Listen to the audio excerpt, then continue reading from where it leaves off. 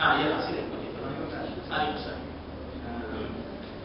Perbezaan di antara tauhid dalam rububiyah semua sifat dengan tauhid rububiyah uluhiyah semua sifat. Dia kata tauhid itu.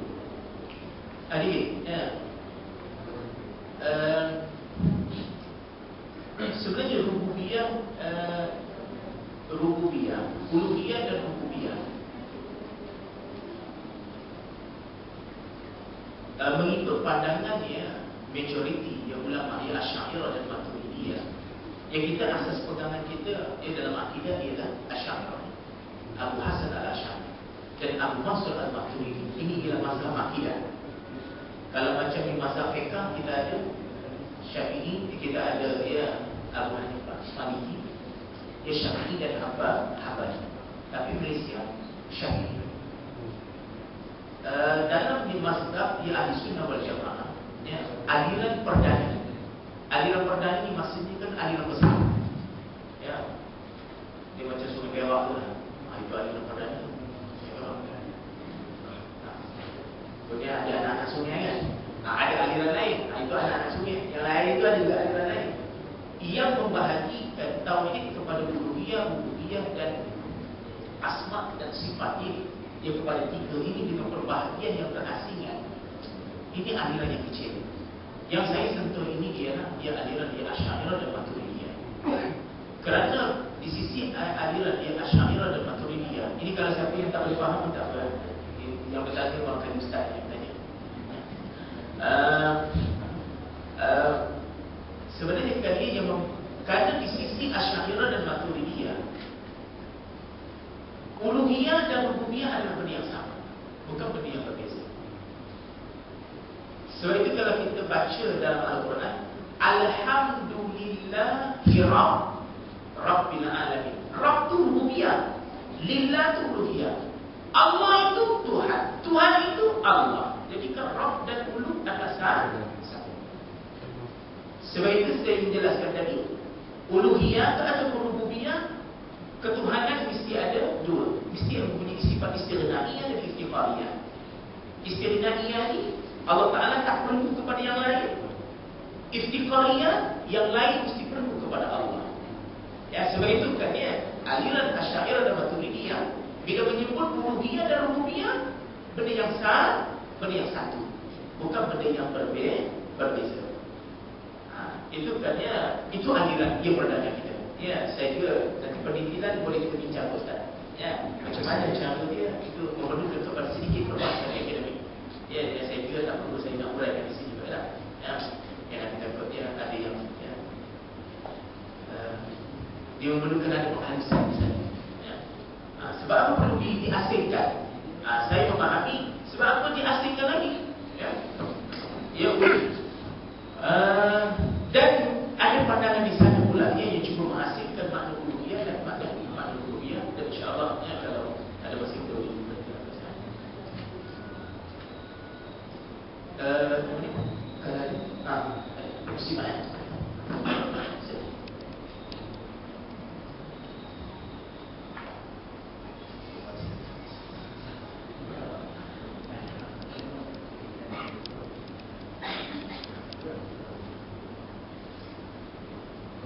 Bolehkah kita yang mengucapkan Merry Christmas kepada sahabat yang rapat dengan kita?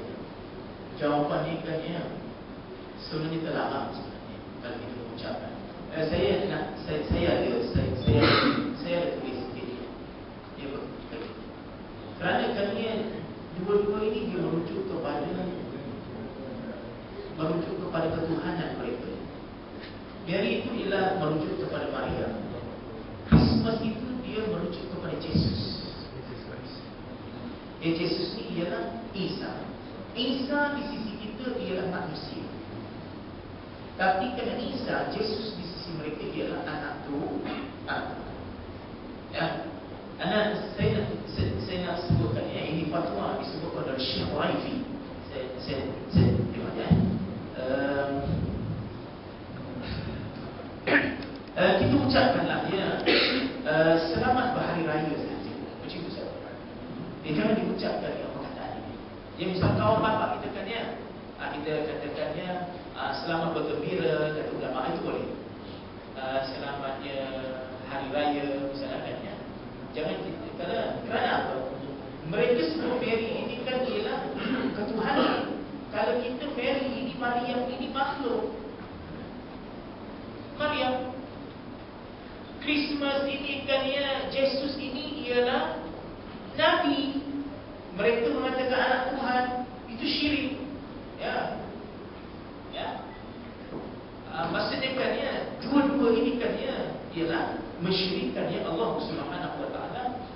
Elakkan perkataan ini, kita guna perkataan ini.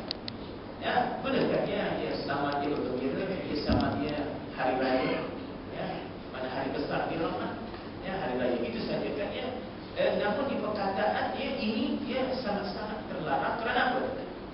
Kerana mereka meletakkan Mary dan Christmas itu sebagai Tuhan. Kepercayaan Islam, Mary dan Christmas adalah makhluk. Ya, ini pun dalam Al-Quran dia cukup banyak. Ya.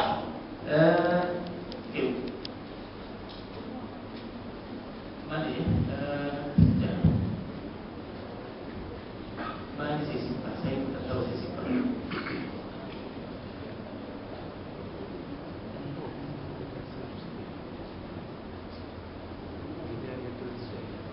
Ya, kalau jumpa, alhamdulillah. Kalau tak jumpa tu, saya dah jawab sikit ya. Ini dia aspek pemujahan dia kan. Dia sikit ya. Bismillahirrahmanirrahim.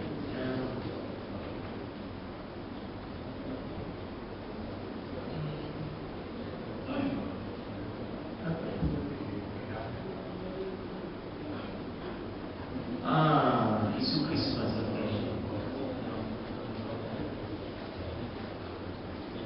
Ini kan yang saya terjemah daripada Syekh Raifi. Tengok kalau saya nak bahas pun boleh ni. Tengok Syekh Ahmad Didat ya. Ahmad Didat kata apa? Ahmad Didat kata apa? Jadikan kesempatan sebenar perayaan Kristus sebagai ruang berdakwah kepada penganut Kristian. Tanya kepada mereka, apa itu Kristus? Mereka akan menjawab Kristus ialah kelahiran Masih Isa ya alaihi salam. Sedangkan mereka tidak mampu mensabitkan tarikh kelahiran Isa 25 Disember. Sebab apa? Namun begitu, dalam isu tarikh kelahiran Isa itu, fakta Injil sama dengan fakta Al-Quran. Ya, ini kan semua, ini fakta Injil. Ya.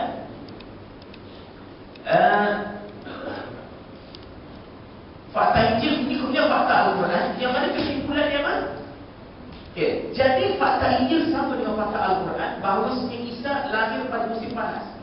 20 Disember, Palestin sekarang musim sejuk sekarang tau. Macam mana Isa lahir musim sejuk sedangkan fakta Injil kata musim panas. Fakta Quran pun kata, Quran kata ke masa Maryam dia nak melahirkan Nabi Isa, Allah Ta'ala suruh dia wa'uddi, mana dia? Tak gegarkanlah ya ke arahmu batang pokok tamar itu supaya gugur kepadanya buah tamar. Masa itu kan Maryam dah nak melahirkan Isa. Allah Ta'ala minta digegar. Ingat ya, buah tamar dia baru masak pada pertengahan musim panas. Bagaimana kan yang boleh mengatakan Christmas, anak Tuhan Isa Yesus itu lahir pada 25 Disember? Jadi fakta Injil sama dengan fakta Al-Quran bahawa Isa lahir musim panas. Ini Ahmad tidak kata. Jadi kau boleh berdakwah pada dia lah. Ya. Sebab apa kau menjadikan tarikh 25 Disember? Sedangkan fakta Injil sendiri mengatakan dia lahir musim panas. Ya, 25 Disember Palestin sekarang musim sejuk sekarang ni. Siapa duduk Timur Tengah 25 ni tengah sejuk penuh. Ya. Tengah sejuk. Jadi persoalan timbul daripada manakah tarikh Disember ini mereka peroleh? Baik, ini tak apalah, tarikh tak kisah. Yang kedua ni paling penting. Keterangan di atas kesalahan dari sudut tarikh kelahiran. Perkara yang lebih besar lagi daripada itu ialah penganut Kristian berpegang Christmas ialah tarikh kelahiran anak Allah. Maksudnya Yesus itu anak Allah. Dia syirik. Kemudian sedangkan tengok sedangkan Al-Quran kata, cuba kita hayati dua ayatnya. Ini sedangkan Allah Ta'ala berfirman dalam hadis kursi telah mencaci cela akan daku oleh anak sepatutnya mereka mencela aku. Ada pencelaan mereka kepada aku dengan perkataan mereka bahawa aku memiliki anak. Ini celaan. Mengatakan Allah Ta'ala ada anak adalah celaan terhadap Allah. Kalau kita nak kata Merry Christmas adalah dengan sedikit mencela Allah. Mari kita mengatakannya Christmas itu Isa itu anak Allah. Ya. Sedangkan aku Allah yang Esa, yang diperlukan. Aku tidak beranak, tidak. Kemudian dia satu ayatnya. Sedangkan ya, jadi adakah sepatut bagi seorang Muslim mengucapkan tahniah seperti hari ini, pada hari Christmas ini? Sedangkan setiap Muslim kerap kali membaca Qul huwallahu ahad, Allahus samad, lam yalid, Allah Ta'ala tak beranak, walam yulad, tidak diberanakkan, walam yakul lahu kufuwan ahad. Kemudian ada satu ayat lagi yang menegaskan lagi, ini sangat tegas. Antara ayat lain yang menjadi ingatan sempurna dan sempadan ialah ayat ini. Dan mereka yang kufur itu mengatakan Allah Rahman mempunyai anak. Dia kata Allah Ta'ala berkata, demi sesungguhnya kamu telah melakukan satu perkara yang besar salahnya. Langit nyaris-nyaris pecah disebabkan anggapan mereka yang demikian. Ngata Allah Ta'ala ni ada anak, langit dan bumi nak hancur. Sebab apa? Buat fikir, nyaris-nyaris tak terbelah yang mau ke bumi. Sebab apa? Dan gunung anak pun hampir runtuh kerana mereka mendakwa mengatakan Allah Ar-Rahman itu mempunyai anak. Jadi katanya konsep sebab itu kita kena berdakwah. Kita kena beritahu Mary ini kata dia adalah ibu kepada Christmas, ibu kepada Isa. Kedua-duanya adalah makhluk, adalah ciptaan Allah. Mereka ini bukan Tuhan.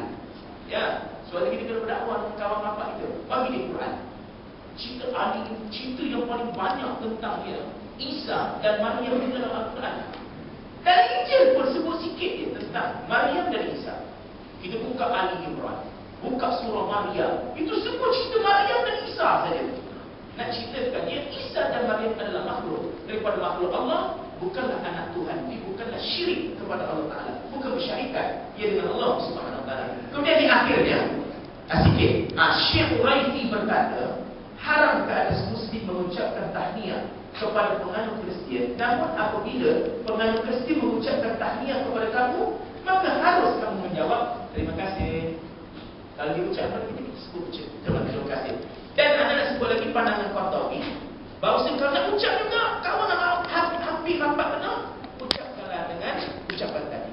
Selamat Raya, selamat berbahagia, hari besar, yang manakan tanpa mengucapkan perkataan Merry Christmas dan Christmas tersebut. Kerana dua-dua perkataan itu ialah merujuk kepada syarikat kepada Allah Ta'ala. Sedangkan kita telah menafikan tadi, dia syarikat kepada Allah Ta'ala. Minta maaf, saya menjawab lebih-lebih pula ya. Jadi ini benda ni saya mau tulis semalam ni. Semalam saya mau tulis oleh kerana saya akan bertalu-talu orang akan tanya, baik saya tulis lebih awal. Ini semalam saya tulis. Okey. Barangkali macam cukup ya. Soalan ini cukup ya. Itu ada. Mau ada lagi? Ada sebenarnya.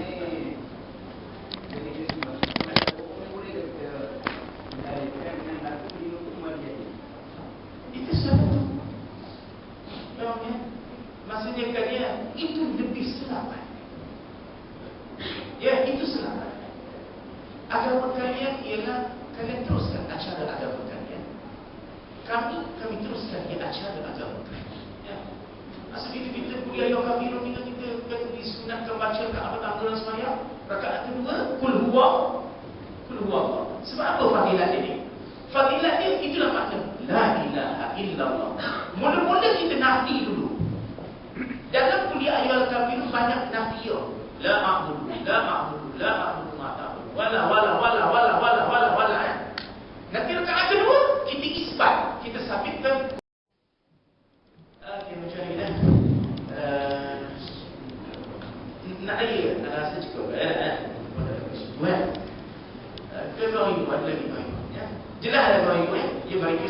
maksudnya. Tukar perkataan lain. Yang tidak merujuk kepada ketuhanan. Itu ketuhanan. Ya.